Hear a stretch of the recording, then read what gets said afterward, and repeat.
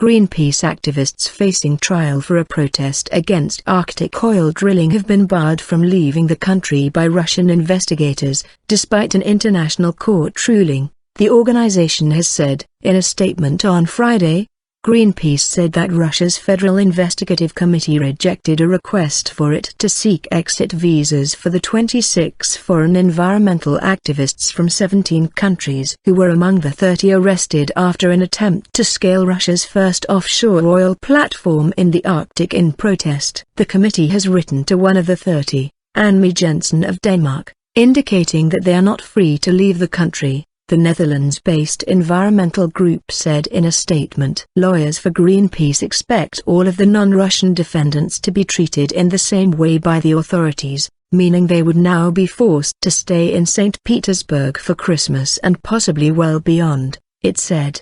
The investigative committee declined immediate comment. The activists face up to 7 years in prison on hooliganism charges, but were released on bail last month by courts in St. Petersburg and hoped to be able to go home pending trial or further action by investigators that requires their presence. The UN Maritime Tribunal ruled on November 22 that the Greenpeace ship and its crew must be allowed to leave Russia, but Moscow declined to take part in the case lodged by the Netherlands and has suggested it would defy the ruling. Unfounded charges.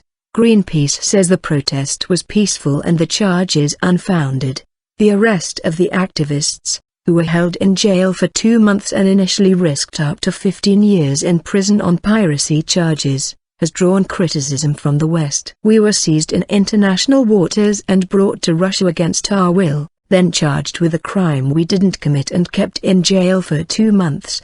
Greenpeace quoted Arctic Sunrise Captain Peter Wilcox, a U.S. citizen, as saying, "A respected international court says we should be allowed to go home, but we can't get visas to leave the country," Wilcox said. Russia's Federal Migration Service has said it would not issue visas until it receives a direct request from the investigative committee.